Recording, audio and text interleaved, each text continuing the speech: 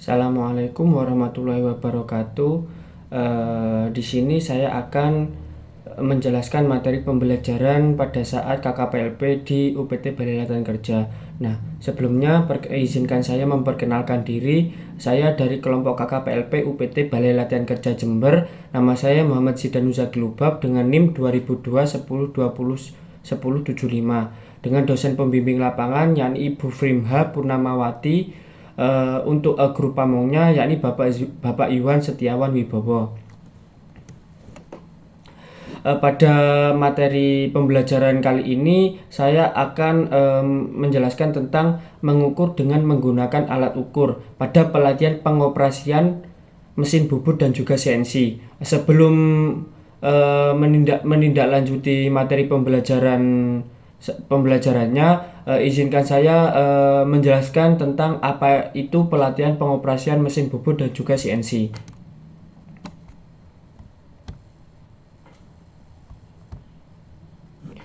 Mesin bubut merupakan salah satu jenis mesin perkakas. Prinsip kerja pada proses turning atau lebih dikenal dengan proses bubut adalah proses penghilangan bagian dari benda kerja untuk memperoleh bentuk tertentu. Nah, untuk gambar mesin bubutnya itu seperti ini. Nah, jadi mesin bubut itu termasuk pada teknik manufaktur, di mana teknik manufaktur merupakan pendidikan yang mempelajari tentang desain produk, kemudian manajemen produk, dan pembuatan produksi. Nah, oleh karena itu mesin bubut itu sangat penting dan sangat dibutuhkan pada teknik manufaktur. Nah, selanjutnya teknik CNC atau Computer Numerical Control adalah teknologi yang digunakan untuk menghasilkan produk dengan presisi tinggi dan efisiensi yang lebih baik. Teknologi ini memungkinkan mesin dikendalikan oleh program komputer.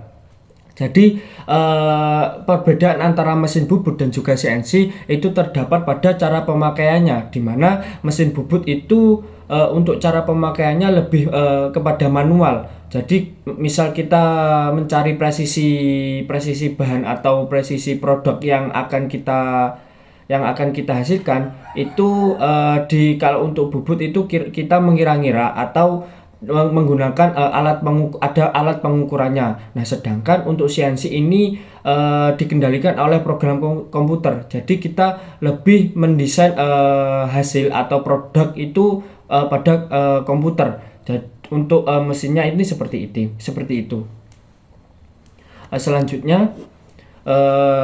Selanjutnya yakni materinya yakni mengukur dengan menggunakan alat ukur. Pengukuran dan keterampilan mengoperasikan alat ukur sangat diperlukan untuk menjamin akurasi hasil pengukuran. Pengetahuan tentang pengukuran adalah pengetahuan teknik untuk melakukan pengukuran atas bagian-bagian dan suatu benda hasil produksi, baik mengukur dimensi ataupun sifat geometris berat, temperatur, kekasaran, kekerasan dari suatu produk dengan alat dan cara yang tepat. Selanjutnya untuk jenis alat ukur itu sendiri diklasifikasikan menjadi 5. Yang pertama itu panjang, yang kedua sudut, kemudian berat, temperatur, dan juga kerataan. Untuk jenis alat ukur yang akan saya jelaskan itu pada alat ukur panjang. Next. Jenis alat ukur yang pertama atau alat ukur pengukuran panjang yang pertama yakni mistar ukur atau mistar baja. Mistar baja ialah alat ukur yang digunakan untuk pengukuran langsung, terbuat dari baja tahan karat atau stainless steel, memiliki bentuk 4 persegi panjang dengan bagian permukaan yang rata serta sisinya yang lurus. Jadi untuk mistar ukur atau mistar baja bisa ditemui oleh teman-teman itu seperti penggaris besi. Nah, penggaris besi itu kalau di pengoperasian mesin bubut namanya mistar ukur atau mistar baja. Seperti itu.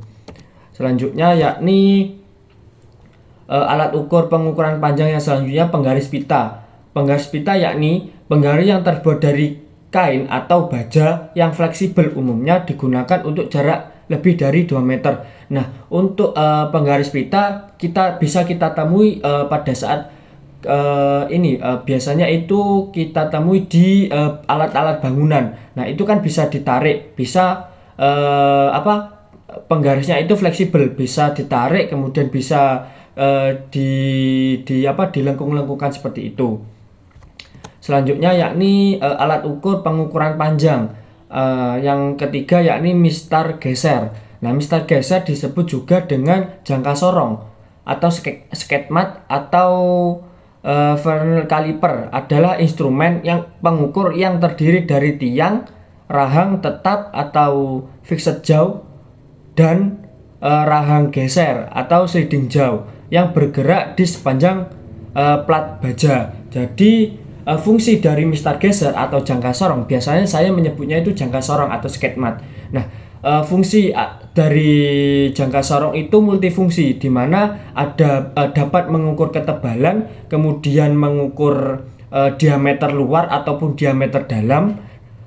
Contohnya ketika kita akan mengukur sebuah besi busi bulat. Nah, itu kita melihat berapa diameternya, itu bisa dilihat dengan jangka sorong ini.